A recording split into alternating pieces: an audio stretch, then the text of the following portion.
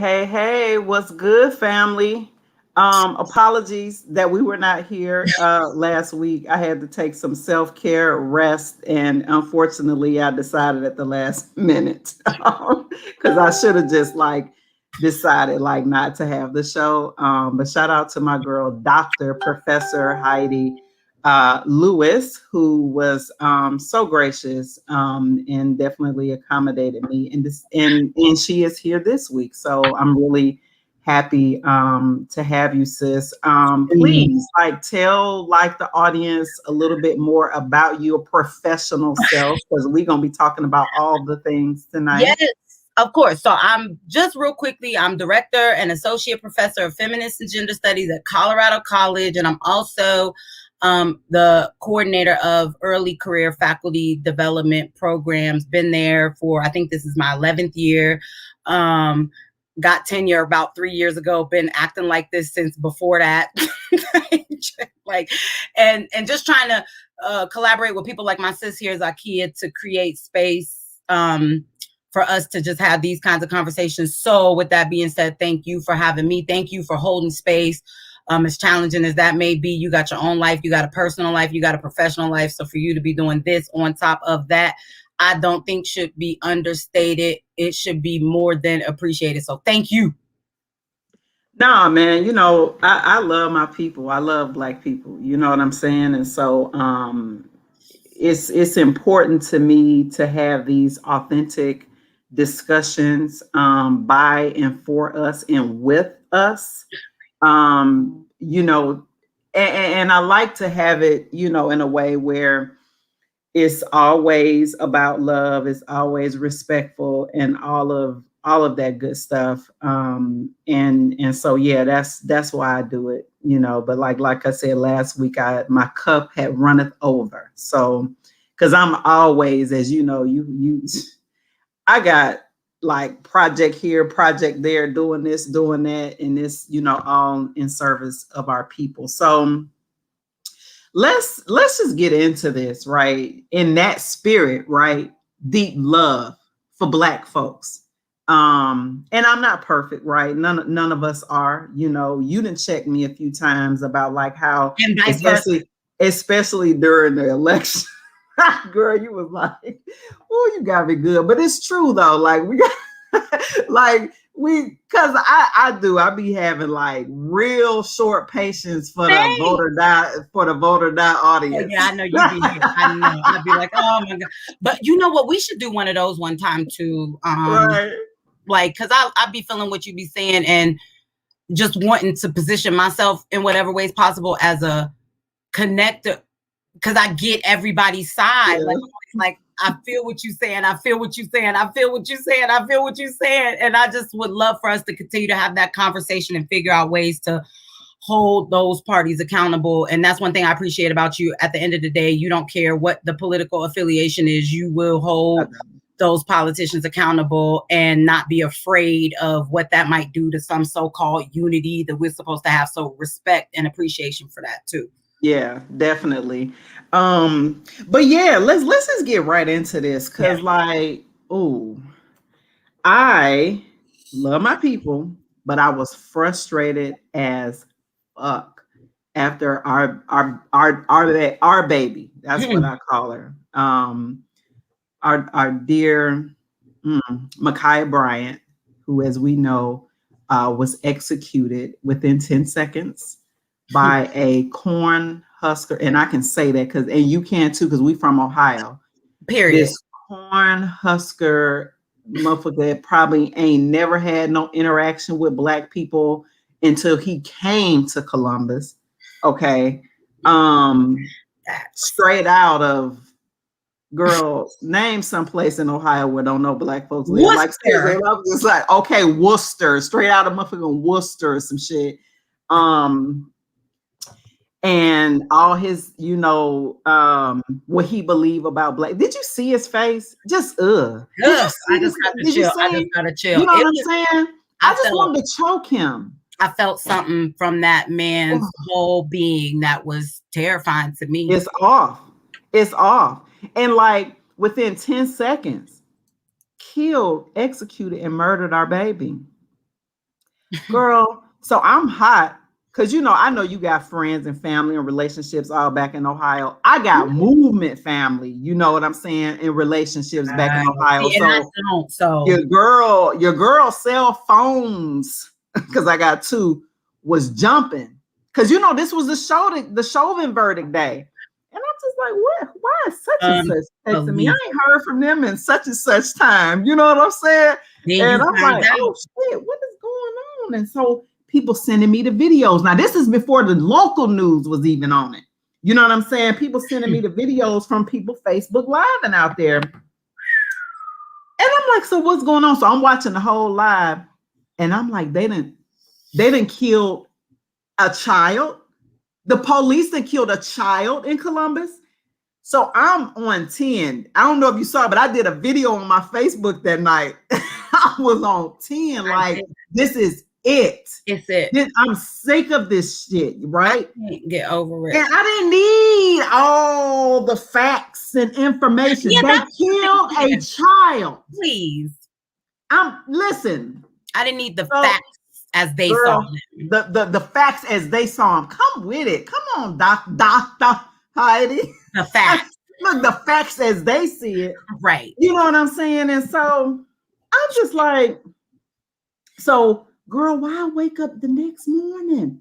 My feed full of Black people.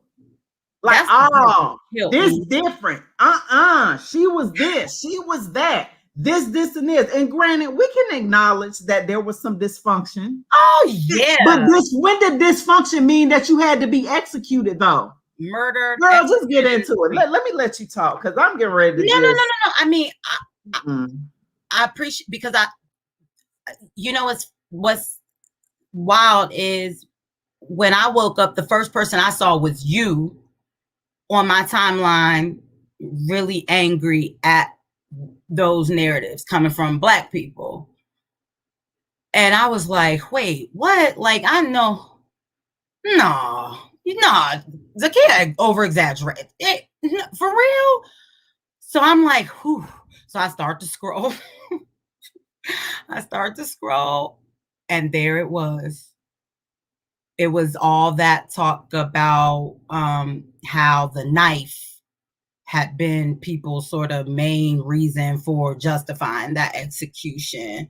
So I made an Instagram live, or not live, I made an Instagram video and said, I have a daughter that'll be 15 a week from yesterday. So this was, it was like 2 weeks from today, or a week, I said, she's 14 right now. And if she can't, she would have to have a machete.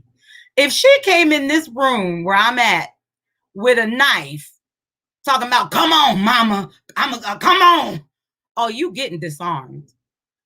Ain't a pistol on me. I said, ain't a pistol on me. It's one in this house, but it ain't on me. She's getting disarmed. I'm confident about that.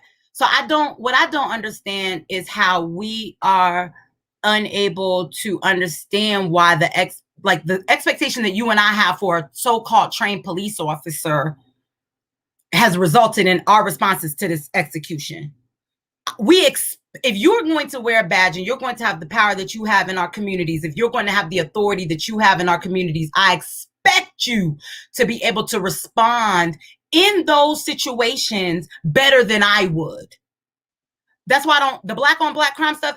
First of all, we know every racial group commits most of its so-called crime in its own racial group. So that's not even unique to Black people, last I checked. But even if you wanted to entertain the Black on Black crime conversation, I don't have the same expectations for the majority of Black people that I do for the police, because they didn't take an oath. They didn't take an oath to pull up on a scene like that and be able to say, hey, I mean, he could have bust two off in the air and be like, hey, what is y'all doing? Hey, you better put that knife down, little girl. Come on. Hey, come on. Put that knife down. Hey, what you go? I could think of a million different ways. We've seen hostage situations be handled very differently. Let me listen. What I love about other Black people was they came and did their research. They found all of these videos of the police exemplifying excessive restraint with white men, not white boys, some white boys too, but white men with actual deadly weapons, including cars, right? Including, yes, those two knives and guns. Found video evidence of the police arresting them without incident. But this mother got out of the police car within 10 seconds and shot that baby. Now, I don't know if you peeped this, because I watched the videos from the Facebook lives and stuff too, but I also watched the body cam. Did you see the other officers' reactions? Because I did. Because they was like, the one, even the other white officer, he did like this a little bit. You know, he was just like almost like he's saying, what the fuck? You know what I'm saying? And then the black officer kind of looked, and I seen him kind of shake his head, and I ain't seen nobody have no like analysis of that. I want I'm so glad you did see the video, because one of the people, and I did too, one of the people that I did comment, I didn't comment on so many. I could not do it. I could have did it. I didn't. Was somebody who said, if you'd seen the video, you would feel different. I said, oh no, I feel the same. I feel the same. And I want to acknowledge what you said, that even the other officers looked like it was baffled. It was like what's, because to your point, we've seen officers use more restraint in worse situations. White men with semi-automatic weapons, rounds on rounds on rounds, so they could tear it up in here. You know, they could tear it up. And it's listen. They took Dylan Roof to Burger King. He got a hot name after he executed black churchgoers in church. So not just black churchgoers, but they were like in church, like sitting literally in church. They took him to Burger King. So for people to be like, nah, it's different. It ain't a racial thing. It's different. Like, how? Like, you know that meme that everybody be doing, that gift that people be doing. And you know what, sis? And the other thing too, because here's the thing. I want to address too what DJ Envy said to Dr. Umar Johnson. Oh, don't get me started on him. Yeah, because I posted the Umar Johnson clip, and when Dr. Johnson had said similar things to what we're saying, Envy said, and I think that they should have murdered those white men. So yes, but she wasn't a white person. She was a young black girl. So I don't know why we can't just sit with the fact that a young black girl who, look, and like I said in my video, she could have, because, so let me tell you this, because I be forgetting, like, you got an audience that I'm trying to connect with in a different way. So let me just tell y'all that a woman I grew up with in my hometown moved to Columbus, Ohio, and come to find out, her teenage children were friends with Ma'Khia, knew Ma'Khia, were deeply saddened by her murder. So their mom, who I know was, you know, posting the things that she had learned about Ma'Khia over the years. You know, she's very sweet. She stood up to bullies. So you know me, in my Instagram, I'm like, I don't give a fuck if she was the bully. I don't give a fuck if she was the aggressor. I don't give a fuck if she went around the neighborhood. You know how when we was growing up, it would be, and look, it might have been you. It wasn't me, but you know how I'd be that chick that just be terrorizing the fuck. Every time that motherfucker come, you'd be like, oh my God. That wasn't me either. I wasn't that one, but we all had them where, you know, now that we're older, we understand that even though similar situations happen to all of us, crack addicted parents, neglect. Now that was me. Me too. And we all responded to that very differently. Some responded through a particular kind of rage and aggression so that they could control, I think, situations that, you know, they could sort of express a particular kind of control out there that they did not have at all in a house. Like, I'm going to control the situation. I'm the OG around here. When I come out, everybody get down. I don't care if Makai was that. I don't care. She did not deserve to be executed by a trained police officer. But Zakiya, can I ask you a question? I want to know what you think about two things. Yes. Yeah. I want to know what you think about what's your response or thoughts when people bring up the fact that white people get killed by the police more?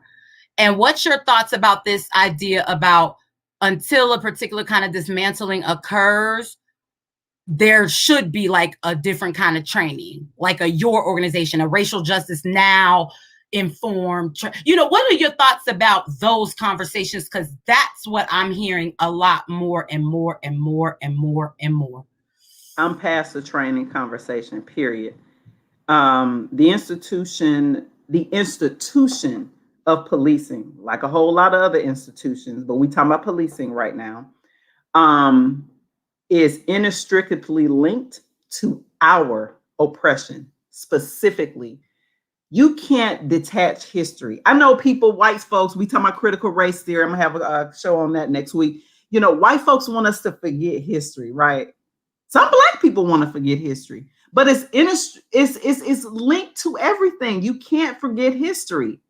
And historically, the police were literally founded to catch our ancestors who ran away.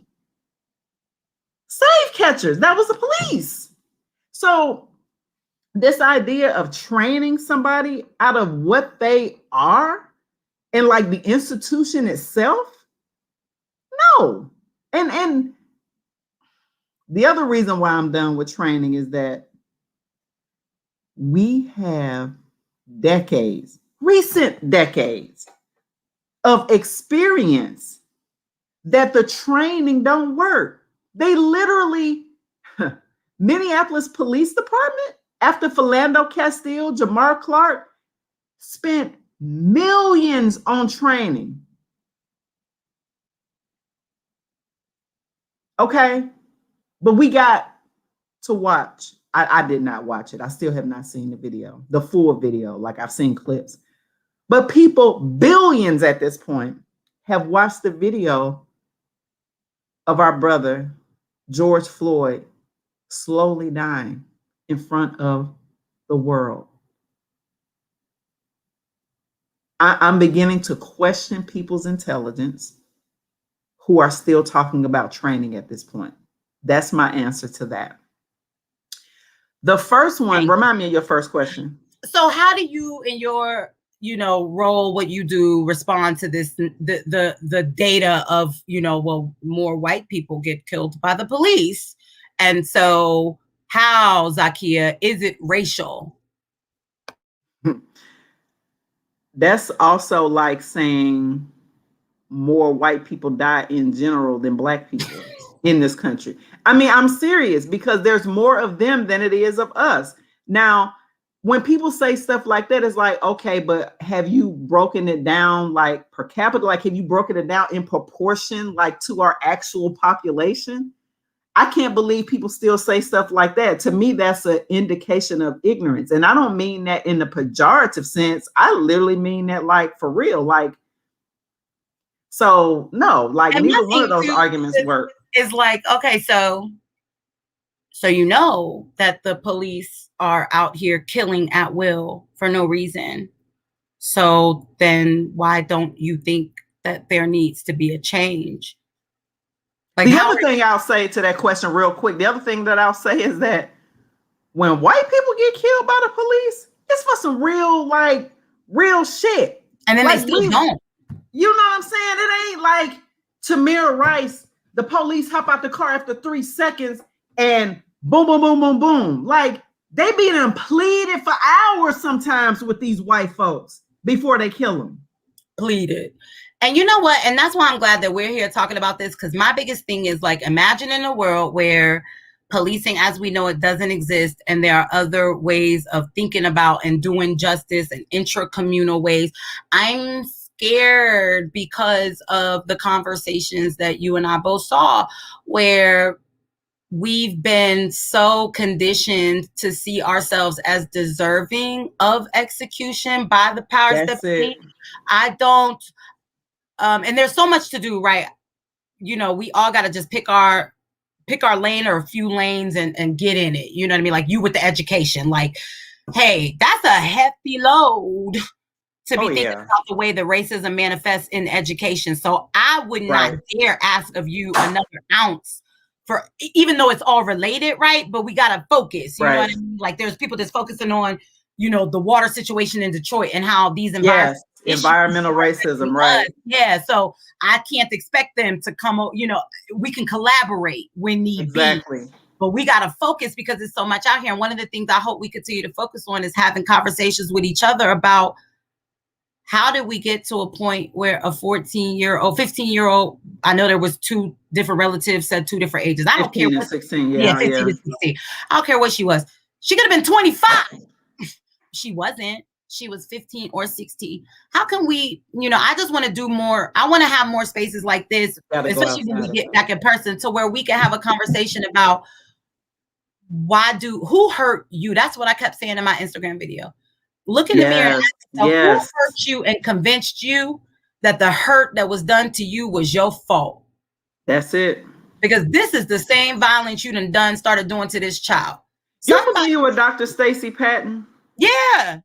She's made the link. Yeah, she's made the link around like corporal punishment and beatings and things like that with that socialization that like we deserve is love, even because like I know I grew up. Now you getting a whooping because I love you. Think about that. But then if your husband or mine hit us and be like, but I love you. And not only that, and Zakia, but wait, not only would they look at us like they would be like, you stupid. Right. If he really loved you, he would never put his hands on you. And you like, but you. And we know we're not saying that, you know, white parents do stuff, blah, blah, blah. We talking about us. We talking about us. We're not, you and I are not the type of people who would say black parents on the whole don't love their kids, even when No. And I don't think Dr. Patton says that. No, but she gets read as saying that all the time. Yeah. And interpreted. People interpret her saying that because of the way that when she says don't spank, people here don't love because they're associating physical violence. Ooh, that's it. Yeah, they hear don't love. Damn.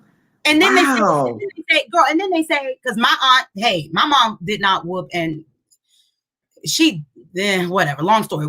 This is for our other conversation about motherhood. And but my aunt used to say the thing that we've heard so often, which is, you know, if I don't do it, or what was it? Not if I don't do it. It's either going to be me or them. And I love you. So my thing is always like, but, you know, and then I've heard people say things like, you know, KiyaBryant and others. See, that's because we ain't whooping our kids like we used to do. I saw that too. And then I saw people use foster care as like the reason. And it was, in my mind, it was like, that's all the more reason we need to be loving on our babies. But people like associate foster care with bad or horrible and therefore deserving to be murdered. Right. Let's keep saying that because it's like deserve to be executed in the streets in broad streets. No trial, no attempt to. And let's talk about the secondary trauma. We got to get into this. It was a nice day in Columbus that day. It was a lot of Black people. That's a nice neighborhood. Did you see the neighborhood? I did, and I don't know that neighborhood. You know, I grew up there. My kids was born there, but where was I'll figure that out later. But a nice that was a nice neighborhood. And it was a Black neighborhood. And so it was a nice day, right? Because you know Ohio weather is, girl, listen, up and down and around town. It'll snow one day, and the next day it'll be 80 degrees outside. Yeah. But anyway, I digress. So it was a nice day. It was a nice day that day, and people were outside. And I will never forget. A lot of people saw this video. I don't know if this sister took it down or not, but this was like the first when people this is when people was finding out about it because it was people that lived in Columbus, which is how I started getting all the texts and emails and stuff from Movement Family. And girl, it brought tears to my eyes. The sister said my 2-year-old was outside riding her bike when this devil executed KiyaBryant. I mean, I just can't understand. 2-year-old had to see that. A black child. Now, keep in mind, this was a black neighborhood. And every time somebody the secondary trauma of everybody else who had to witness that. Do we not care about their mental health? And what that did to them? I don't believe that we should be excusing that behavior. And I gotta keep impressing upon us that we have to get deep into understanding where our pain comes from, because we run the risk of inflicting that same pain onto each other. You know what I mean? It's like, well, this is the way it was done with me. We're more creative than that. Black people are more creative than that. It's like, here, where you go? Okay. So now, do what you gotta do. I just wanted to make sure. But we are more creative than we're allowing ourselves to manifest. We are more creative. You and I don't beat the hell out of our kids. We don't even touch them. Our kids is mannerable. They just as cute. They get on your nerves. They do what you tell them. They don't do what you tell them. They ain't no worse. I tell you what. Do what you tell them when they hit them preteens. Hello. They look at you crazy. They want to ask you stuff. I don't feel like I got a voice in this house. I'm like, why do I have to do this? I just feel like, we didn't give them all this space to think and act, and now they want to think and act. And they smart. All these big words and stuff. Growing up in houses like ours. They so smart. And I'm telling you, that's why I tell a lot of people, I used to not get in that conversation, but now I tell people all the time, I ain't touched my kids. They daddy ain't touched them, and I don't know how long. And look at my kids. So if you think that not beating them into submission will turn them into wild, and I got whoopings, and I was in the streets wild. I got whoopings too. Yeah, I got whoopings too, and I definitely went through that. But here's the thing, because I can be transparent. It was my husband that helped me evolve on the whole whooping issue. He was just like, right. He was just like, what are you doing? Like, that's unnecessary. What are you doing? For that? And we done both had to be like, okay. And you know what? It was really Trayvon that I was like, okay, never again. Never again. Never again. It really was. I don't know what it was about that. I mean, I'm sure all the theories we would have about why that particular case makes sense. But I just know that was the moment I was like, never again in life. And I don't, because I saw that. I saw people, her being in a foster care and not having that good discipline is what led her to act this way. The rationale that some of our people was coming up with, I was just like, again, that gift where brother like this, what? It's that trauma. This is the manifestation of the trauma. We have been convinced. We are convinced that we deserve. Look, I'm gonna tell you something. One time, I posted about this. I was at a football game. Tony was there too, but we was on separate side. It was at the Bengals stadium, and they got an outside smoking area. I was over here. He was over there. So we wasn't next to each other. So this white dude started talking crazy to me, just getting in my conversation. He didn't know what he was talking about. Nobody ever thinks I know what I'm talking about because I'm a damn girl. So I'm never supposed to know nothing about football. And so he just jumped in my conversation. It was fans on both teams being like, yo, get out of here. Like, she right. Get on somewhere. Because he was drunk, high, everything. I started going crazy, crazy, crazy. Tony came over. He heard me. Flew over there. Thank God they was pulling him out. Because I'm like, I wanted to enjoy the game. This was halftime. I'm like, I don't want him I know Tony flew over there like, oh, hell no. Who you talking to? I was like, him. And he was getting brought out. I told somebody later about this thing, right? I'm like, can you believe what happened? This happened. Girl, this person, see, Amir, you gonna be in trouble. But girl, I tell somebody about this. Now, this person is supposed to love me deeply, care about me deeply. I'm like, can you believe what happened? This white dude gonna just start cussing me out in the stadium. Well, what did you do? Because I know you had to do something.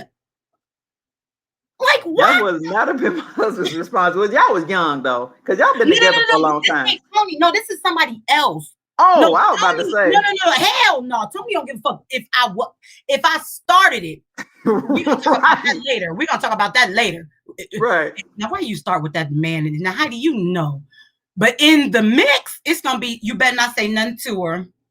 Exactly. You better not say nothing to her, neither. Exactly. No, this is the whole other person who's supposed to just love me, that was like trying to find a reason to make what that white man did to me make sense. And so there, in this person's mind, I had to have done something to make that man. And this is what we do. We sort of, we don't trust each other. We don't have no credibility with them. We don't have no credibility with us. Damn. We don't believe each other. We don't, it's like, nope.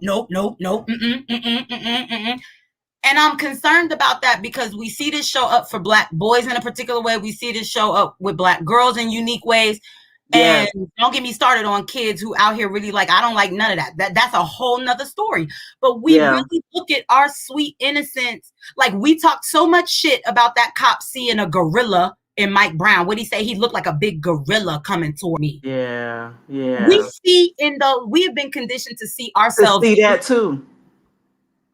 Yeah. Yep. So that's, I've been seen like that. You must have done something to make that. Let me go on and do some confession too. So, I was obviously in a previous relationship / marriage. Actually, my first marriage should have never actually happened. But it was also a crazy kind of like relationship. And I remember I was pregnant with my son, and we got into it. And in that scuffle, I realized afterwards, I didn't even feel the pain at first, but I realized that my arm was broken. And so I went to the hospital and I lied, of course, right? And I was like, oh, I fell down the stairs. And it wasn't so much of just protecting him, but I didn't want all of the stuff that came with it. The police, even back then, you know what I'm saying? Like, I didn't, and I will never forget, I called obviously people in my family crying. And then I talked to his sister and she was like, well, what happened? And I'm telling her what happened. And then she said it again. I know, but what happened? And it then dawned on me, she was meaning, what did you do? You must have done something to have deserved the violence. Hold on. I forgot this part. I was 9 months. I was out there. Listen. And see, this is the thing. When we come up with our intercommunal ways of holding each other accountable, we got to be working with one another to get at that, because we don't want to create. So we dismantle the police as we know it. Then it's us doing our own intercommunal accountability. But the jury for dude is full of people that look at you and think you must have did something. See, we got to get at that. We got to get at that. Otherwise, I fear that whatever we create is going to perpetuate what we have now, because we got to do that work in the mind of saying, hey, no. You know what I mean? And hey, and I'm not a nonviolence person, just so everybody's clear. I have a contradictory relationship to violence. Right. I swear to God, I be looking for a fight. I be like, I want somebody to say something. I swear I want it. Say something. I don't know. It's rage. It's deep inside. It's deep inside. I just got mad the other day, threw my phone at the wall. But what I realized is that I have to work through. I have stuff to work through that I'm just now working through. Like, I've always been aware of what my race, gender, upbringing, class background has done to make me. Class, yes. Not to make me who I am, but to make me interpret the world the way I do and respond to stuff the way I do. But I'm only just now dealing with it because. But it's a struggle. But I think that I just want us to never forget that we excuse violence in scary ways. It's like a 9-month pregnant woman, a not pregnant woman. What is it that she could have done that deserved that? Did she hit him upside the head with a bat and he had to hey, get off me. Now stop it. Now I know it's gonna seem like I'm restraining you like you do your kids. You know, in the group homes and stuff. My brother working group, you got to restrain them. You know, you gotta restrain them. Yeah, you restrain them. You know, you don't want to beat them, but you got to, hey, stop that. Right. But there's a lot of violence that happens because, and we're just not believable people. Like Black women are not believable people. Black men experience that uniquely. We experience that uniquely too. We are not believable people. It's like, well, you must have been wearing that. You must have been saying this. You must have been. It's like, what if I used to tell my students all the time, I still kind of do, but I used to say it more. I've been passed out drunk at a party, damn near naked, and woke up with a blanket on me and a bucket by my head and a water. I didn't need to wake up with something else happening to me. You could just like put a blanket on me and be like, sis, if I'm such a queen. Right, come on. Oh, and did I tell you about the time? Did I tell you what happened? Did you see me posting about the little Mexican that talked crazy to me at the bar the other night? Not the other night, but like not too long ago. And Tony had like, I missed it. Okay, real quick, I gotta tell you real quick, because he was having this conversation with a group of young brothers, being like, "See, you can't just call them queens. If you really feel that way, you got to show that," because it was horrible. So we outside kicking it. Little Mexican boy was like, "Oh, I like your shoes." I said, "Thank you." He said, "You know what they say about big hoops?" Because my hoops was like dumb big. Now I'm knowing what they say, but I'm gonna make you say it. I don't know what they say. What they say? The bigger the hoops, the bigger the hoe. Oh, I didn't know that. And I love big hoops, girl. But see, who wear big hoops the most? Who wear big hoops the most? Us and them Chicana girls. So of course they gonna come up with some shit about some shit we like. You know what I mean? Of course they did. So I said, go ahead and say it. I said, no, I don't know what they say, but my face showed it. He was like, no, never mind. So Tony like came in front of me and was like, no, go, it's cool. Cause he got a mean poker face. So he like, no, it's cool. What do they say? But he said, the bigger the hoops, the bigger the, and Tony was on you. Life ending chokehold on your life. His friends, they ain't really his friends, but all I know is I was trying to get a kick in on this boy while Tony got him held down. All I feel is myself being lifted away, Tony being lifted away. And I'm like, wait, who is lifting us? It wasn't security. It was his people. Talk about y'all got so much to lose. Tony was like, yeah, like the motherfucking respect of my wife. If I'm handling somebody for disrespecting my wife, don't touch me. Don't touch me. I don't want you to go to jail. It's bail money in every pocket over here. It's lawyer money over here. And they couldn't understand it. It was like, but we're trying to save y'all from y'all's ghetto selves. And these is nigga. These ain't no bougie, professors. These is hood dudes like, no, y'all are different. Y'all made it out. Don't go to jail. I will go to prison before I let a fucking... And it was like, for me, it was like, wow, like I'm surrounded. And the only person who was ready to mob for me was the one I'm married to, which of course he should have, and he did. But I'm like, all y'all was supposed to be whooping his ass. As soon as he said the bigger the hoops, the bigger the it should have been. Owning. Surround Tony so that nobody sees. Surround him. And Tony kept saying, what if she didn't have a husband? Right. What if this sister just out here getting her single on, or just out with her little girlfriend, so y'all would have just sat there and just let her get talked to like that? I want less mouth around queendom. I want to see it. I don't want nobody to be talking to me crazy. I want everybody talking to me crazy dead. I love you. She said I want less mouth around queendom. Like, you can call me, just call me Heidi. Like they say, what you want to call you, Dr. Lewis? Just call me Heidi. I don't even give a damn. But sis, I just was really hurt because it was like, wow, y'all, they be sis, hey, sis. If this how you do your sister, please call me something else. But we got to learn how to stand up for one another, protect one another by any means. Look how they protected Trump. Right. I'm not saying we shouldn't hold each other accountable. Hold on. Now look how they did. They still protecting him. I know. They getting ready to ouster one of these women. What's the white woman that was just like, oh, F Trump, he was wrong for the she didn't say F him, but basically F him, I don't give a F. and they getting ready to oust her. What's her name? Oh, Dick Cheney's daughter. This is going on like right now. And they ready to oust her, like from her leadership position. Like, you don't talk about Trump. And I don't want to be like them, but I want us to protect one another. I know, I feel you. I'm already knowing what you're saying. You know what I'm trying. But then people be like, oh, so what you... No, I'm not saying we shouldn't hold Kamala. People be loud. What you? Then people be trying to say I said that you can't hold Kamala Harris accountable for her comment. I didn't say that. I said that definitely. Now you know how I feel about her. Right. And that's the thing. Like but see, that's why I'm trying. Look, I'm trying to plug this laptop in. That's what I'm doing. And I'm trying to look at these comments.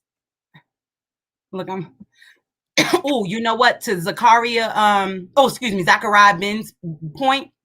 My mom said this old black lady in Memphis, she was like, yes, ma'am. And to the woman, because she's an elder and stuff.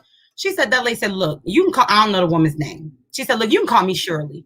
So all that yes, ma'am, no, ma'am shit, all that slavery talk, I don't do that. I was like, I know that's right, Miss Shirley. Miss Shirley, so you don't got to do all that yes-some, no-some, yes-some to me. I'm Shirley. You can call me Shirley. You gonna call me Girl, you gonna be a regular on this show because I know motherfuckers is dying listening to you because I'm cracking up. Yeah, she said if my age make you want to say something, you say Aunt Shirley, Miss Shirley, but all that yes-some. My mom was like, I had never heard a Southerner talk like that before. Talk like that, right? Like, I don't know how that yes to me. Because I mean, but I was raised to say, and I remember I actually had that happen to me when I moved to Ohio after my, great grandma died. Because I was raised in Alabama. Yep. And I was raised to say yes, ma'am, and no, ma'am. They even taught it in school. It's just a part of the culture there. Part of the culture. And so when I moved to Ohio, some of the teachers, like when I moved back to Ohio to Dayton this time with my great aunt, I went to school and the teacher did like one of these when I said yes, ma'am, and then so I became the teacher's pet girl just off of that. You know what I'm saying? And she would compare me. She was like, see how these kids from Alabama is. See, they have respect. Meanwhile, look, my mother-in-law be, pulling that, well, down here we have respect. I'm like, but the stories I hear from y'all about y'all's childhood, y'all didn't have no more respect than nobody else. And to the other point too, like we do so much stuff thinking that it's gonna protect you, blah blah blah, respectability, right? Blah blah blah. Politics. Now I want to honor that them people really. Damn, like Emmett Till getting lynched. People trying to figure out like, is there any way to prevent this? Can we sit up straight, wear this? Maybe if we do this, they won't do that. Yeah, you can honor that. Yeah. But what we know now is that Martin Luther King had on a 3-piece, well-tailored suit and he got murdered. An expensive suit. Murdered. He was dressed murdered you. Murder. Malcolm X. Hold on. Malcolm X. Murdered. I'm talking about sharp. Casket sharp. Sharp. So my thing is, hold on. We ain't even got to go back that far. The people in the church that Dylan Roof murdered. I knew you. Sharp. How much more respectable can you get than being an old black person sitting in church? That's why I say when I want to do what I want. And I tell like young black faculty and stuff all the time, like, I'm not asking you to be like me. First of all, you cannot. I can't be like you. You can't be like me. I'm asking you to be yourself because your behavior is not going to guarantee that somebody who wants to do harm to you don't do harm to you. Light it up with the fires in the chat, y'all. Y'all got to put some fire emojis to that in the chat. We really believe that. We teach our daughters that with sexual assault. If now I'm all for teaching like my daughter what my aunt taught us. Don't take no drink. Don't take no drink from nobody. Oh, no drink. Yeah, that ain't respectable. That's life and death. That's life and death. Learn some, but I'm also like, listen, dear black people, if you really want to protect your young, vulnerable, weak daughters from sexual assault, take them to self-defense class. Don't just tell them not to wear a certain skirt. I got a friend that teaches, he's a man actually. Black kids. He teaches black, women, and men too. Like, he's really sharp brother. But he teaches self-defense. See, that's the one thing specifically for that reason. See, that's why I wish I lived in a predominantly Black space, because that would be so much easier to find, right? Like somebody, you know, you got a Black person who do everything in DC, everything. That's he's actually in North Carolina, but it's Raleigh Durham area. But yeah, he's that's still a Black space. That too. Because I'm like, don't just tell KiyaBryant, you know, to watch her mouth. Don't just tell KiyaBryant to act right. Right. Teach her how to defend herself. Teach us how to defend ourselves. Because really, she could have. Why did she feel like she needed a knife? So let's talk about that. So her family. So I've been kind of like following this case because I've been so angry. You know what I mean? And I'm tired. But her family did say like there was a history there. Number one. I'm tired. Number two. It was a 28-year-old. Yeah, she was grown ass woman threatening a child. That's why she felt like she needed a weapon to protect herself. Correct. How I forget that the woman was 28. I've been thinking so much about Makai being 15, 16. And I knew she was a woman. I want to beat her ass because you're 28 years old. And that's the thing too. She's a child. You 28 driving to go fight a 15-year-old? Yeah, somebody should have whooped her ass. That would have been good for her to get her ass whooped over that. And then maybe she would have. She didn't need to die either. Where's she at?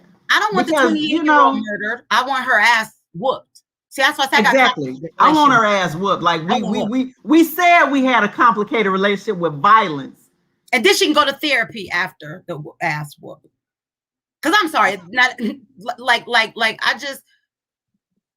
I'm not here, and I know you ain't either, to be like what we think is the way. But I'm just asking questions, I just want us to stop. Every time something happens to us, it's like there's an investigation into whether or not we deserved it. And I don't like that. Like even with Trayvon, like I was teaching critical whiteness studies at the time. And and wait a minute. And we had went to go see Fruitvale Station. Give me a break. So, and of course, my students had never heard of Oscar Grant. Of course. Right. Shit, I didn't when it first happened. You know, we didn't have all that Facebook and stuff either back then, but I learned about it later as I started learning about the way different scholars think about stuff like that.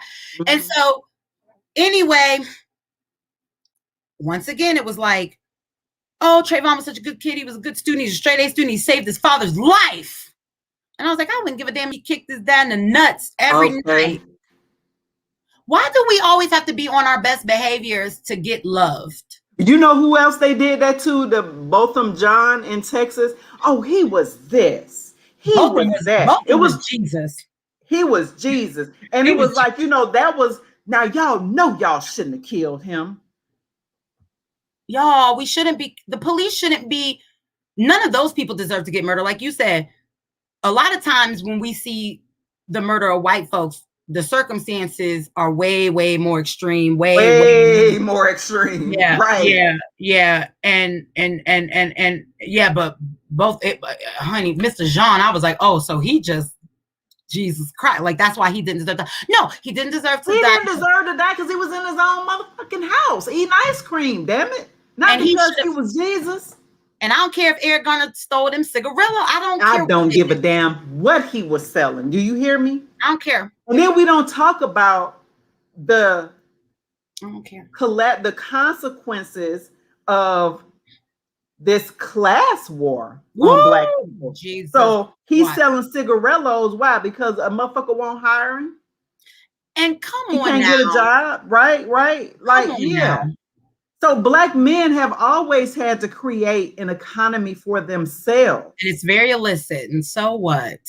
So what? I love it. I love the illicit. The people like, you know, don't you think now that no, sell everything. Pussy, cigarillos. I'm sorry. I tell my students all the time, girl, I be like, I want y'all, this is me in class. She said sell everything. Everything. Here go me. I'm such a mess. Don't listen to me don't take what I say and use it. This is just the way I feel, what I think. I tell my students all the time, I want you to dismantle capitalism today. I want you to dismantle it. I want you to go out here and dismantle.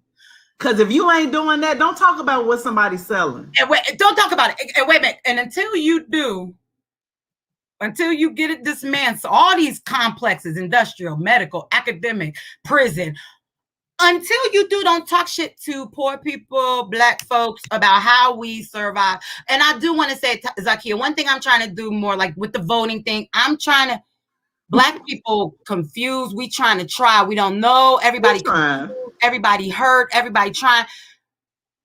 I want to be, whoever out there, I'm on Instagram, Facebook, everything. If you got like a grassroots political movement, I want to start now for 2020, whatever the next one is. Come on, let's get it. I would love that. I would love it if it started a party like the Ice Cube stuff. Okay, I have little kinks and quirks, but I have kinks and quirks with Biden in them. Who the hell don't have kinks and quirks? But I really, whoever is really... Black people massacred Ice Cube, but was carrying the water of Joe Biden. Can you imagine that? I know that. And that's the thing that made me so upset, was like, dang, y'all, like I understand your fear around the timing of this. But if you, first of all, I'm not trying to disrespect Ice Cube, but if you really think that Ice Cube has the power to shift whoever gonna vote for who at this point. That part, girl. No, that part. Black people wasn't listening to Ice Cube. It wasn't gonna change. It's not changing who we vote for, because that's just... Y'all gonna get y'all Democrats. What we do. Now, we don't vote for Democrats. That's just what we do at this point. Every time. But I really do, because I feel like, but in the meantime, I just want us to keep asking hard questions. Like, I feel like being a Black boy in America is treacherous. When it comes to racism, I feel like being a Black girl, my daughter is queer, so she got that on top of that. Very secure and confident, like she don't give no fuck. She'd be like, I know there are people in our family, that are homophobic, but I don't care. As long as you and Dad support me, I don't care what they say. And I'd be like, and as long as they don't say shit to you, they live in homophobic peace. But it's so hard for our kids. I just want us to be gentle with each other. I talk my shit about Black people to Black people, so do you. Yeah. And at the same time, just letting Black folks know, like, look, just here. You on the majority side if you think KiyaBryant deserved to die. So you in the majority. Don't forget to think about us on the outside of that. I hate that. I hate that it's a majority that... I hate that. Is it a majority? I hope it's not. No, I don't mean majority of Black people. I mean majority of people who would come up with a reason. Up with a reason. Okay. Yeah, so it's like you over there with the main people now. Like when you come up with reasons why a Black girl deserves to get raped, but you with them. So when we over here trying to get you just to think differently for 2 seconds, hear us out just like we want other people to hear us out. If you sound like them, just ask yourself for a minute, like, whoa, like, is it possible that my sisters, Zakia and Heidi, could be right about this? Right. Because I'm not going to tolerate nobody saying that no Black child deserved to die just because she had a damn... And what was this knife? I mean, it looked like a pen. I was like, that little knife. Yeah, they was acting like that baby had a whole machete. I do appreciate, because I want to talk about the Black people who were not defending this shit, right? So there was a couple of brothers that I saw that was just like, y'all defending? He was like, man, I could have disarmed her quickly. Easy. Can you fight? And if you the police, you should know how. Yeah, you weak ass brothers was only defending it, but there were several Black men that were just like, I've done worse, but like I could have disarmed her. Easy. I don't care what nobody say. Easy. And I saw Black women defending the cop. I saw all of it. There was you couldn't like the way, and I saw some people being like, it's mostly Black women defending. It's mostly Black men defending. I'm like, well, I'm seeing both. I seen both. Yeah, no, I seen both. And I seen both resisting that defense of the cop. I seen both saying, resisting. Yeah, that's not cool. And I just appreciate just even having this just conversation on this level, because I'm like, y'all, come on. Let's ask ourselves. So if a slave ran away, I know people have problems with that. But if a slave ran away, so they deserve to die because you're breaking the rules.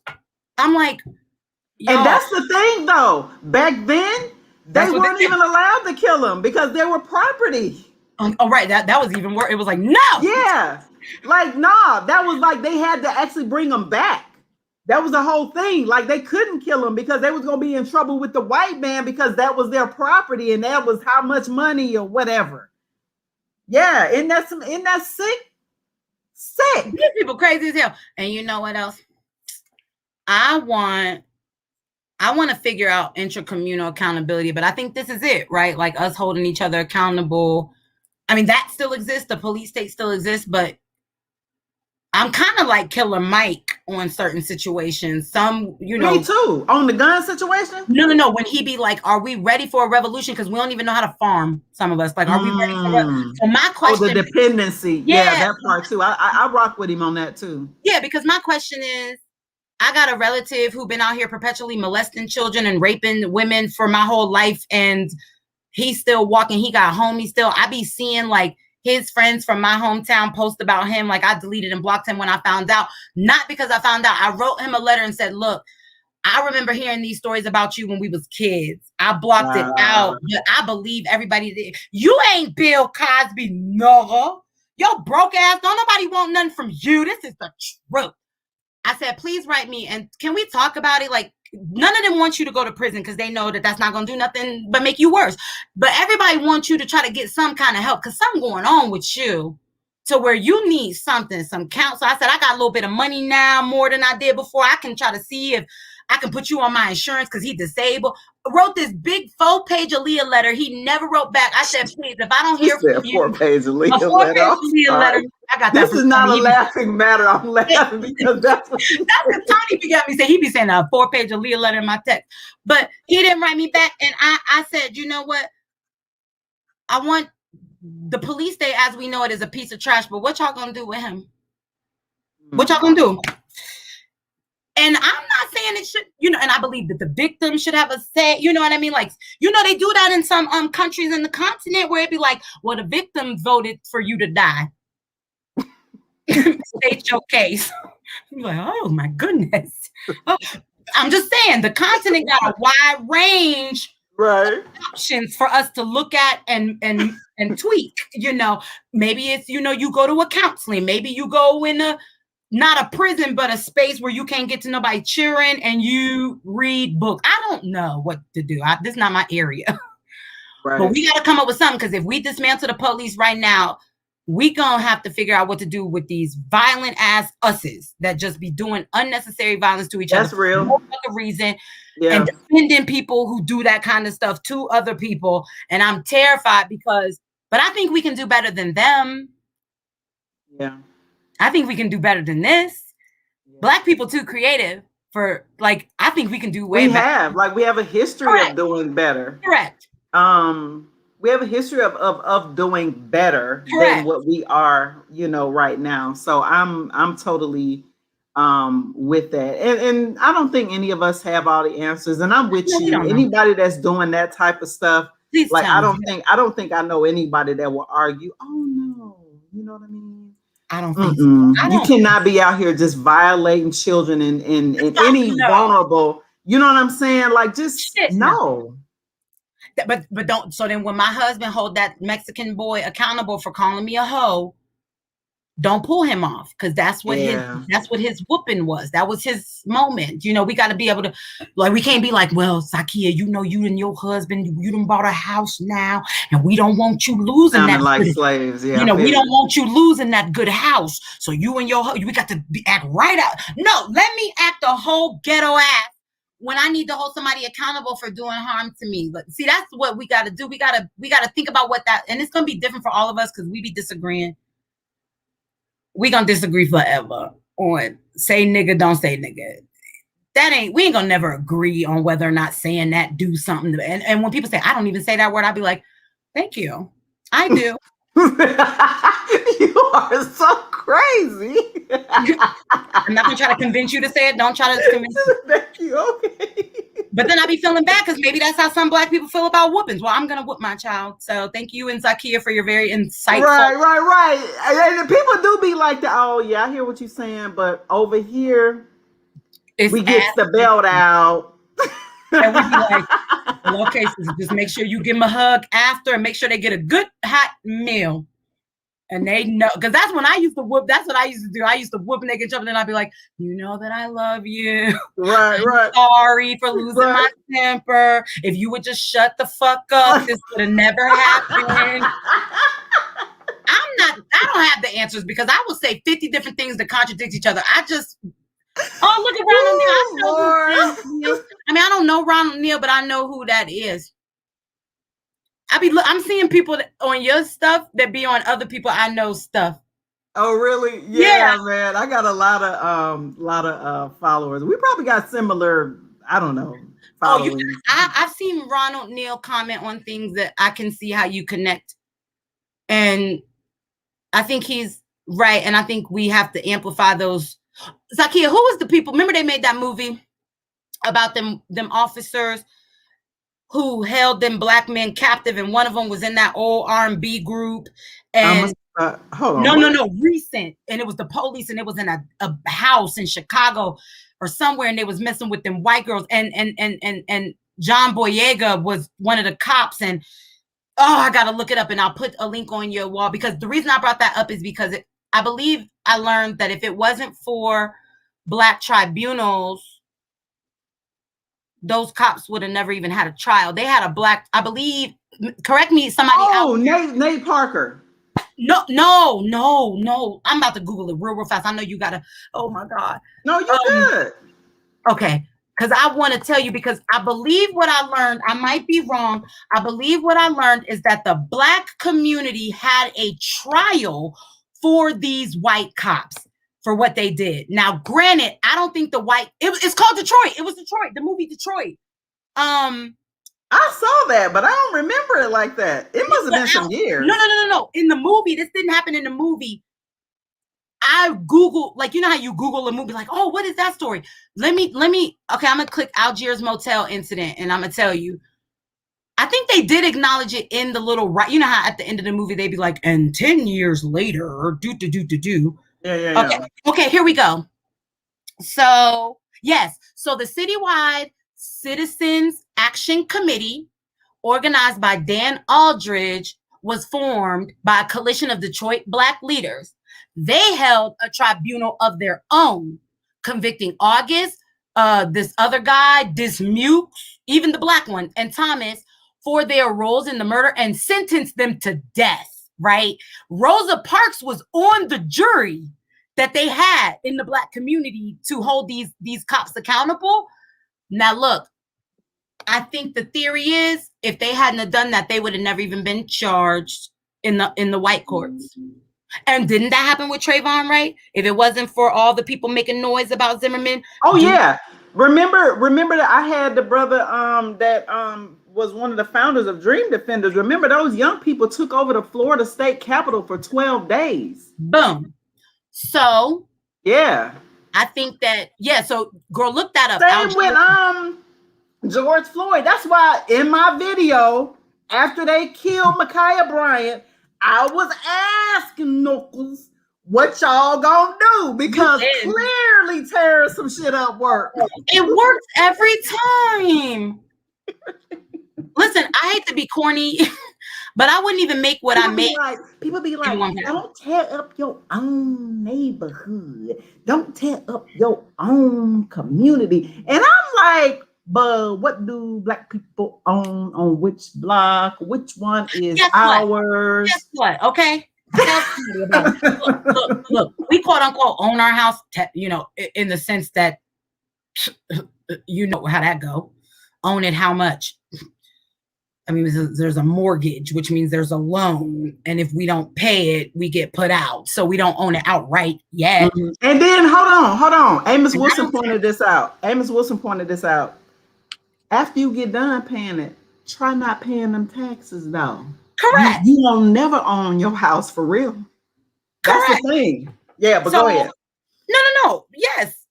So, and my thing is, I don't care. Like I told our daughter, I said, if me and your dad is everything we think we is, we'll get it right back. So if they need to burn down, because you know how people be like, well, what would you do if they burn down your house? I mean, first of all, I have We a got little insurance. Matter of fact, I might actually want them to burn this motherfucker down so I can get out this loan. Okay, and wait a minute, and make sure to get the kind. Look, and make sure to get the kind where you can rebuild from scratch. And they do too, and they have insurance too. That's how you be knowing we don't know, like, we don't even have business sense. Because if you got a business, you got insurance. Fuck them businesses. Who cares? I'm sorry. But no, I appreciate you speaking more about that too. I've been trying to do it too. Talk more about the things that we learned from life insurance, getting just because I'm like, listen. Well, I talk about that on my page because I want us to be all the way together. We can't be leaving our families and our children out here like, but mama gone and now we got this sack of debt. No. Tony has mama gone. My kids gonna be like, they're gonna be crying a little bit at the funeral, but then with my husband, like, look, my husband let them know like what it really is, they're gonna be like, mama gone. I said, you're gonna grieve anywhere. Don't you want to grieve in Ghana? Okay. Don't you want to grieve in the Maldives? Or do you want to grieve looking at the debt that your ass ain't gonna pay? Because I had to get on Tony about that because his dad died and stuff young. This is him. Because we got to pull each other's coattails around here because we both crazy. Girl, I had to get on my husband about that too. Tell yours. Girl, here go Tony. Look, I'll worry about that when the time comes. When the time comes, it's too late, Luca. What? When the time comes? How about you worry about it now, and then when the time comes, you can find you a nice older woman to take care of you because you're gonna be able to buy her a nice ring and get you because I don't think Tony gonna be able to live in this life without me. He'd be like, yes, I am. Okay, well, I'm just telling you, you have your shit together. You might could get somebody as good as I was if you don't. Okay. But I love that you talk about that. We should start talking about that because I be dealing, like I was talking to my homegirl the other day, like I'm not opposed. Like we did FHA at first, trying to refinance out of it. It looked like it's gonna work. And I don't even want to tell you how much the appraisal came back more than what we bought it 4 years ago. I was like, oh, this is the game. This is the game right here. This is the long game. Yeah. This shit crazy. I was like, what the fuck? This is how they get over. And will we ever catch them? No. So I need one of my good white students always ask me what they can do to help the blacks to hack Navient and all the banks and square that out. I be telling them that's what you can do. White students to help the blacks. That's what they said. They said, what can we do? I said, what you can do is go hack Chase fucking bank and go hack Chase bank and shit and clear my mortgage. That's the fuck you can do to help. Get your John Brown on. If you ain't doing John Brown, I don't want to talk about it. Because that man died for the cause. Let me tell you something. Aisha always say, where's the John Browns at today? Where they at? Where they at? But I'm telling you, we got some financial John Browns out there. We need that. Because we got to help our people figure how to get sense. I told her, say, I got my credit score up in less than a year, 100 points. Quit paying them programs to tell you what I could tell you for free. You know what I mean? We always going to them programs because, see, people don't think they don't want to listen to me. I don't look here. I go with my ego. They don't want to listen to me because you're so funny. I want to tell people I tricked the system so many times, but it was all legal though too. It was just legal. It's legal hacks, of course. It's legal. Here's the thing: it's all about like just knowing the game, like just knowing the game, like and credit scores. That is such a fucking game. Oh my god! It's the credit score. It don't make no sense. I went to a class. I don't know if you know this brother, John O'Brien. He's a black business. I do know who it is. I know who it is, but I don't like know him. Yeah. He's this black business guy, and he went all across the country, having teaching. But he partners like with these financial people. So FICO. Is actually not a bank. It's an actual like organization that was founded by two white ass men that came up with this racist ass system. Correct. And so I remember I sat in on one of the classes. And I have all the questions. You're right. You're gonna get on my nerves. Looking at me just like shut up. Yeah, you know, that's exactly how people was looking like, will you So shut the fuck what did up and you let ask? them get finished with What this?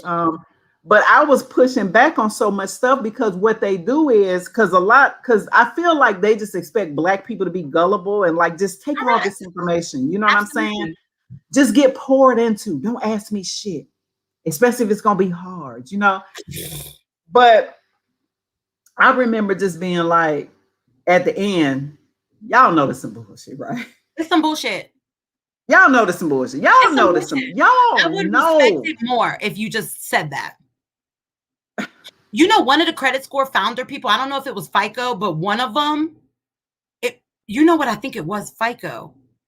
Because what I meant FICO to is say the is, credit. It is that's what the I meant to credit say. score system that the United States use. Yeah. What I meant to say was one of the bureaus. I don't know if he was an Oh, the inventor of bureau. FICO So yeah, or the there's bureau. three of them, three or four of them. Right. But guess what? So a dude from the econ department gets up and introduces him as the speaker of the commencement and was like, and I just want to say, you know, thank you for inventing something that had nothing to do with race. And I was like, bullshit in the audience. I was like, I know you fucking lie. But it's a game that we can learn and play until something changes. And I just want my people to get all the information they can to play the game as best as they can. And that means getting life insurance. That means, you know, like, let me help you cheat your way up the credit score. Like, I don't want, like, this is bullshit. Like, I'm sick of being fucking broke. I'm tired. I grew up broke. I don't want to be broke. I don't need millions. I don't need billions. I don't need anything but to have what Tony and I have, even this amount, which would make a Jay-Z be like, bitch, I spent that on my watch. But it works for us. We can take little vacations. You know what I mean? For us, right? We can take little vacations. We bought a house. You know what I mean? Our kids can do shit like take Japanese lessons. Yeah. And they can go travel. Like, why can't we all have at least that amount? You know what I mean? At least that. Right. Because every time they increase minimum wage, they increase the fucking cost of living. So it don't even be feeling like nothing. Right. It's so unfair. I'm like, hashtag black. And try living in the DMV where I'm at. Girl, I'll kill myself. Okay. And the Oakland. I seen my brother Quad Woe was in the chat earlier, but I saw. I mean, Oakland, girl, California, just period. Like this.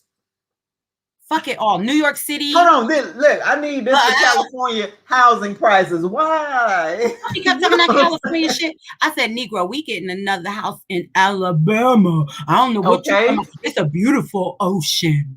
Okay? Mm-hmm. Everything is not California. On the Gulf, yeah.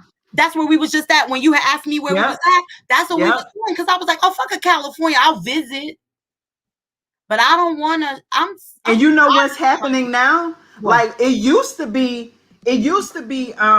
Texas used to be affordable. Now Austin is also not affordable. You want to know why? Because a lot of millionaires who used to live in California are moving to Texas and driving up the prices. Because what's happening is they coming in snatching up houses that used to just be on the market, you know, for the Austin people who their income, you know what I'm saying? And they coming in just like, oh no, I got that, and paying over the price. That's the other thing, paying over the price.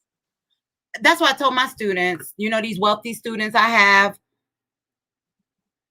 I want us to be more financially secure to the extent possible. And I know racism and all that stuff will never not play a role in our ability to get to that. I know. But I can't do nothing about racism right now. I cannot. I can't. Like, I deal with the so-called good white people, and they stay trying to get me fired because I said race. So I can't do nothing with these people. I can't. I don't think we can catch up to them. That's why I say hack a bank. Hack a bank if you want to help the Negro race. If you want to help the Negro race, go get a job. Get a job at a bank. Rank your ass up. We'll have a drop squad ready to get you in check. If we see you starting to cross over, we'll put you in that van. And see, I want to do this. This is my Underground Railroad idea. We put all these good whites that want to help. Get your ass in there and hack the bank, because we're never going to catch up with these millionaires buying all this property in Texas. It's only but so many Jay-Z's that can exist. Exactly. Yeah, all these good whites that want to know what they can do to help the blacks. Yeah, I got a whole list. I swear to God, go in there and just be like, oh my goodness, what if I go to prison? Well, John Brown went to hell. You can't go to jail? Well, then get out of my face. Don't ask me what you John Brown's ass, girl. I love him. Woo! I'm getting ready to teach class John Brown for whites. That's what I'm going to do. Next time I teach whiteness, it's going to be John Brown's W.E.B. Du Bois's biography. We just going to read it and be like, now, what are you prepared to do? Right. I know. Look, we got to get out this. I've sit up in here on talking to your ass all night long. I know. That's why you got to come back, because this is so fun. Look, the audience fucking love you, number one, because you got people laughing in this bitch. That just be talking shit. I don't have no answers. Don't listen to me, y'all. I mean, listen to me, but I don't know what to do. These whites ain't gonna stop. Y'all, I got in trouble at my job because I said there's racist people that work here, and they try to tell on me to the board of trustees. I don't know what to do with them. So let's just take over and see what that's like. To flip. You got tenure now, too late. Oh, they don't give a fuck. That's what I'm saying.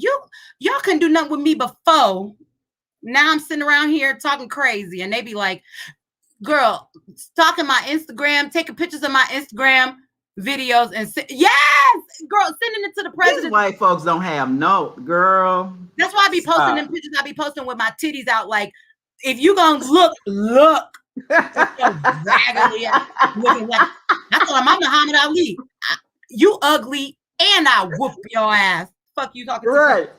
to. Look, you gotta see these people going and telling on me, talking about she can't be saying that. We can't resort to name calling.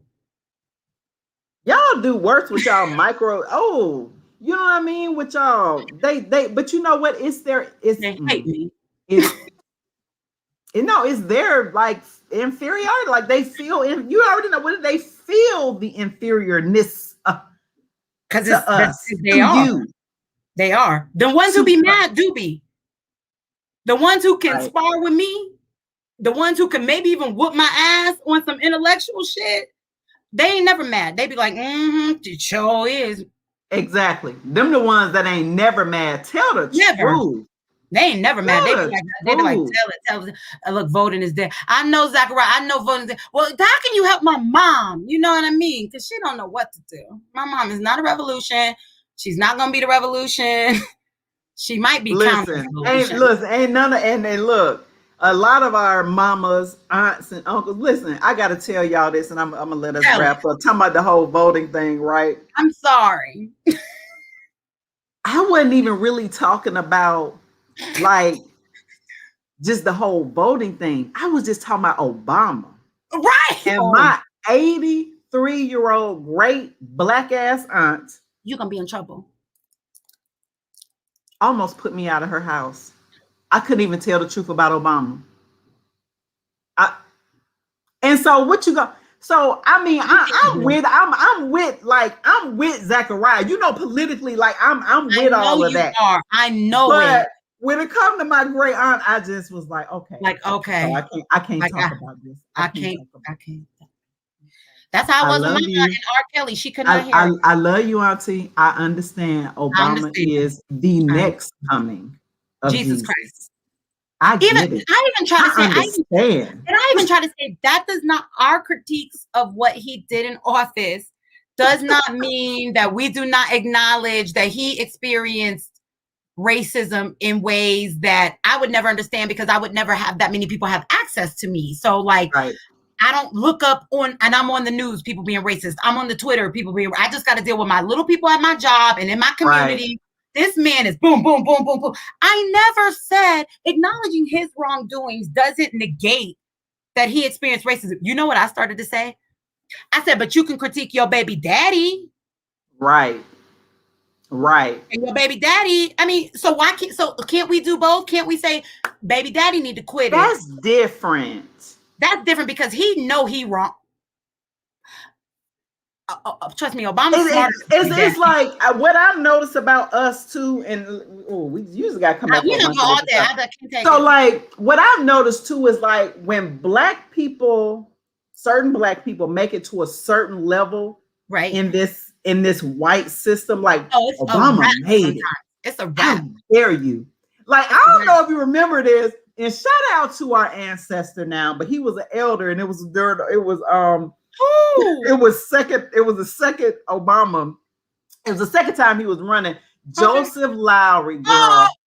When I tell you I cracked up because white people was quoting him, but they was like bleeping out when he said the N-word. Of course. He said, girl, and it was in a church. He said, now what kind of nigga is this talking about they ain't voting for Obama? And you was like, he's an elder. I was just like, that's how these elders feel though. Like they loved Obama. You hear me? Do. And let me say something. Love Obama. And my thing is, look, I mean, I'm not gonna sit up, you know that, because you know he ain't my type by no stretch. Oh no. You can look at my roster, but he was fine. And you know, he coming there with that walk. And look, you already know. Now keep it 100. Now ain't as many black people would have been feeling him if that wife was white. He had that beautiful black woman on his arm. Or just sealed the deal. Or if he was fat and dark skinned. That too. Because I'm telling you what, I'm gonna tell you like this: if I was fat and dark skinned, I'd probably not got tenure. The way I be talking to them white folks at my work.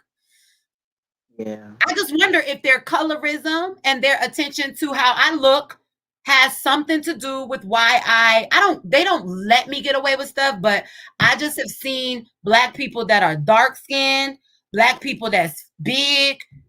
It ain't, the tolerance is even lower than what it is for me. I know that. I'm not trying to say, oh, I'm so pretty. I think I am. I hope everybody else do. I just know what I look like, and I know how people like. Look, it's a reason Janet Mock is cool as a trans person, because the bitch looked like Beyonce. Damn. But if her ass had hairy armpits and didn't shave and was fat and first of all, I know big fat black trans women who be like, yeah, I wish I would get on the cover of Vogue. I wish I could be on Ellen. I wish I could be on Oprah. Ain't nobody bringing me on Oprah because I look like this and I talk like this and I'm not going to be smiling all cute with my little pearly whites and hello, I'm Janet Ma. No disrespect to me, no disrespect to Janet, but I'm not sitting up here gonna act like the way they see me don't play a role. And there are other ways that they see me that don't help me. It's both and. I'm sick of them deciding. That's my point. I'm sick of them deciding. Like, fuck you. Yeah. So I'm ghetto, I'm loud, I'm this and this and this, but, well, she's something. I literally had racist white dudes flirt with me at work, like, and hate me, but be like coming up to me, like snuggling. I'm like, oh, that don't surprise me. They used to fuck our ancestors. Come on now. And they were slaves. So yes. Oh yeah, they will. It's because they exoticize us. You know what I mean? It's like being exotic, you know, and all that shit. But look, we got to plan the next time. Hey, can you tell me how? So when you do this thing on this show, StreamYard, that lets you put the picture there, and because I'm getting ready to do a very, very important but private interview, and I was like, oh, I like how hers look because it got that little image in the back. Like, I don't want Zoom. Yeah, it's like your branding. So like if you have branding, you can do all of that. I love. Who did your like real talk? Like, who did that? Oh, I will definitely hook you up with her. My sister Tamar, she has been with me for years. She did all of Racial Justice Now's branding, our logo. Can you send me her information? Because I will absolutely link y'all on Facebook. I sure will. I like how and anybody else. Because when you record it, it just shows like that picture and then me and you. See, I want that. I don't want Zoom where it's like two boxes. Oh yeah, that's why I did StreamYard. That's what I love about StreamYard is like it's so much more aesthetically pleasing. Yes. I love that. I'm doing it because it won't be public, but it's gonna get edited and like put out there and stuff. And I was like, I like how she got that. Like I can have my little picture or something. And yeah, if you're not gonna use it that much, get the free version. Like, because StreamYard actually has a free version. Well, actually, check on that because I don't know if the free version allows you to do all of this. So check. But if nothing else, I can get it for that and then cancel. And then cancel, of course. Because I'm not gonna be like you with this. You know what I mean? So I won't need how much it costs, but I just need it. But I like that. But girl, thank you so much. Thank for having you. I'm me. so glad that you came, and you already. When we gonna do? We can talk about this offline, but when we gonna do our little Black Wives thing again? I know we have to do whenever you want to do it again. And I'm done Yeah. teaching for the year too. Not to teach and be I making me. forgot to set up our little group, Oh, like Facebook group, chain, like the inbox chain. yes. Girl, Because I would like to I talk knew, about I knew I sex. was I would gonna like to forget. talk about parenting more. You know what I mean? We have so many things that I just want to hear from other people. Yeah, the sex conversation got juicy at the end of that other one. Like, you know what I'm saying? It got juicy. So yeah, we should I might have definitely got do a that. lead. I don't know. You so silly. I really want to do it. Sex, parenting, yeah, all of that. Yeah. Yeah. Especially with I haven't you. done a show on sex and I yeah. And we can I'm, be, we're going to be thoughtful about the fact that there's audiences out here. We got husbands that's right. private in our business in the streets. We understand Oh that. girl, my husband's But so private. He would be Tonya, so kill in the me. background like Tonya, what the fuck you I talking be about? talking to my friends. He'd be like, "You would tell that?" I'm like, "Yes." You the one without no friends. I have friends. Okay. Tony don't like all that shit. My husband, he definitely generalized. He's like, y'all women, y'all love to tell y'all I know. I'm business. like, shut up. Y'all like to talk. I'm like, you own a barbershop. Don't talk to me about like to talk. That's all y'all do is sit in there and gossip and talk crazy. And y'all sit up and talk about other people's business too. What is ESPN? ESPN is the real for sports. And they don't just talk about the real, ain't it though? It's hilarious. That's so and funny. like I know, they don't just talk about the game. They be on there talking about, if that's the case, how come they talk about Kardashians on there? I know it relates to like Lamar Odom, but still, what do that got to do with anything? Because they like the gossip. They be like, yeah, but they just make it more serious. Yeah, bro. We got to get them on here. We got to get them on here and then start encouraging them. Like, y'all should have y'all's own. Oh, you know what? He actually might come if some other brothers are gonna be on there. Well, maybe we should talk to them and see what would have to happen for them to do a Black love conversation. Girl, I tried. Listen, he gonna get mad for me saying this. Of course. I tried to get him to like have like a conversation like that. He was just like he did the LeBron, the LeBron gift on that. It's like he did the LeBron, and I was just like, what? Like why? That's what I be asking Tony. I be like, no, what would this is me? Tony, what advice would you give to young people who want to learn from you as an older Black man who has been this motherfucker said, I mean, shit, just find you somebody you fuck with and it ain't gonna be that hard. It'd be that simple for them though. I swear to God, just find somebody you fuck with and it ain't gonna be that hard. Like, yeah. And I said that. He was like, yeah, I mean, if you really fuck with somebody, what's hard about it? I'm like, I'm telling you, we didn't have some challenges. Yeah, but when you fuck with somebody, you get through that.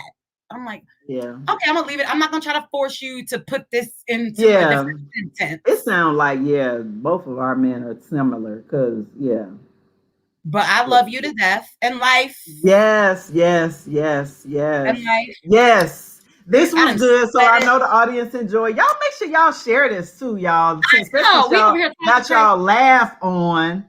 Right, like y'all make sure y'all share this out to other audiences. Like this was like y'all enjoyed yourself. No, that's what I said. No.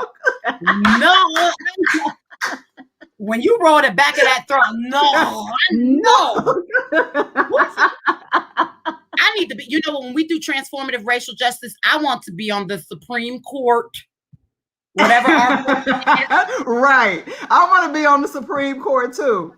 But you know what? Wait to do my gavel down. Okay, boom. Either that, or I want to be Judge Maybelline and them. I want to be the divorce. No, I'd be divorce court because I'd be like, see, what your problem is you don't when you looking through that phone too much. Put that phone. Right. I want to be her. Oh, I would be such a good divorce court. I would. Oh man, we should make a fake divorce court show. That's girl, free. We coming up with all these ideas, girl, and we live. People gonna steal our ideas now. But you know what? Y'all can't steal it because y'all ain't us. You got to be us to do it. It ain't gonna be the same. No, okay. Exactly. You could look. Many have tried. Few have succeeded to copy both of us. That's right. I love you so much. I'm hanging up because I'll be talking to your All right, ass. girl. I know we about to go. We about to go. All right, y'all. Make sure y'all share this. Real talk. Real talk. This is real talk. Peace.